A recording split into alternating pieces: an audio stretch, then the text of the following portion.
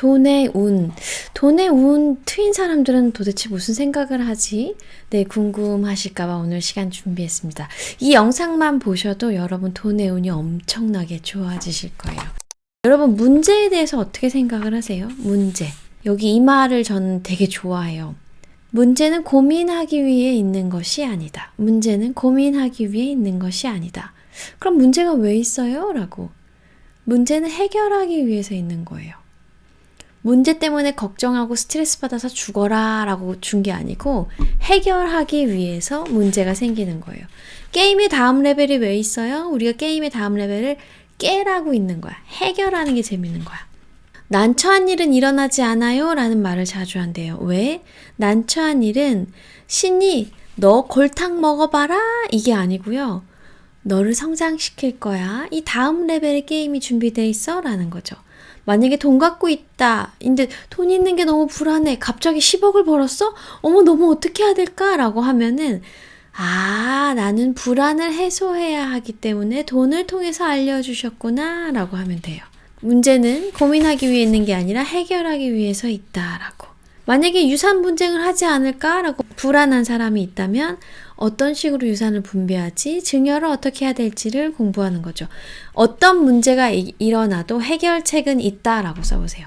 어떤 문제가 일어나도 해결책은 있다. 관련 정보를 모든 문제에 관련해서 내가 정보를 찾기 굉장히 좋은 세상이잖아요. 그래서 막 찾아보면 돼요. 병에 걸렸다. 어떻게 하면 치료할 수 있어?를 체크해 보는 거고, 부자가 되고 싶어? 그럼 부자가 된 사람들은 어떻게 했지? 라고. 나랑 똑같은 환경에서 이거를 이겨낸 사람들은 어떻게 했지를 체크하시면 돼요. 그럼 훨씬 더 좋아요. 문제는 항상 일어난다 라고 생각하시면 편해요. 문제는 항상 일어난다. 근데 나한테 필요하기 때문에 일어났다. 왜 나를 성장시키려고? 문제는 항상 일어난다. 나한테 필요하기 때문에 일어났다. 한 걸음 더 내딛기 위해서 필요하기 위해 일어났다 라고 생각하시면 됩니다. 이렇게 생각하는 것만으로도 돈의 운이 이만큼 좋아집니다. 나 어떡해? 앞으로 이렇게 살면 어떻게 되지? 쟤는 저런데 나는 왜 이렇게 찌질해라고 비교하면서 그 상상으로 고통받는 시대가 왔어. 근데 상상이 만들어낸 그 고민이나 걱정의 대부분은 실제로 일어나지 않는 경우예요. 실제로 일어나지 않아서 만약에 내가 상상을 자꾸 해서 불안한 상상을 하잖아요. 그러면 그게 무슨 사인이냐? 대비해라는 사인이래요. 너 불안해하지 말고 대비해라고 하는 거죠. 나 이렇게 대비할 거야, 저렇게 대비할 거야 라고 대비하다가 난 아직도 불안해 라고 한다면, 완벽하게 대비했는데도 아직도 불안해 라고 한다면 그거는 마음의 문제거든요. 그러면 마음의 시대에서 돈의 운을 키우는 방법은 바로 느긋하게 내 마음에 불안이 있구나. 불안이 있어서 내가 이만큼 대비했네. 근데 아직도 불안하네. 그러면 이 마음을 어떻게 하면 좀 더 느긋하게 가져볼까 라고. 마음의 불안은 달래주면서 내가 가지는 욕심은 더 키워도 된다는 거예요. 근데 대신 남하고 나를 막 너무 비교하면서 나를 채찍질하고 나를 감옥 속에 가두지 말고, 너의 불안도 이해해. 근데 너는 그 불안 때문에 이렇게 준비했잖아. 이렇게 대비하고 있잖아. 이렇게 지금 이 시간에도 공부하고 있잖아. 책을 보잖아. 사람들 강의를 듣잖아. 나이가 지금 너가 꽤 있는데도 계속해서 공부하고 성장하려고 애쓰잖아. 너 참 멋있다라고 인정해 주는 거죠. 네. 희생으로 해결하지 말라예요. 의미심장하죠. 희생으로 해결하지 말라. 우리는 되게 다양한 일을 통해서 배움을 얻어요. 그런데 신은 자기 희생을 싫어한대요. 신은 자기 희생을 싫어한다. 나는 괜찮아. 너만 행복해. 이거 되게 싫어한대요. 그게 아니고 내가 너무 행복해요. 사랑해요. 사랑이 가득 찼어요. 먹을 것도 많아요. 당신도 가지세요. 라고 하는 걸, 그걸 제일 좋아한대요.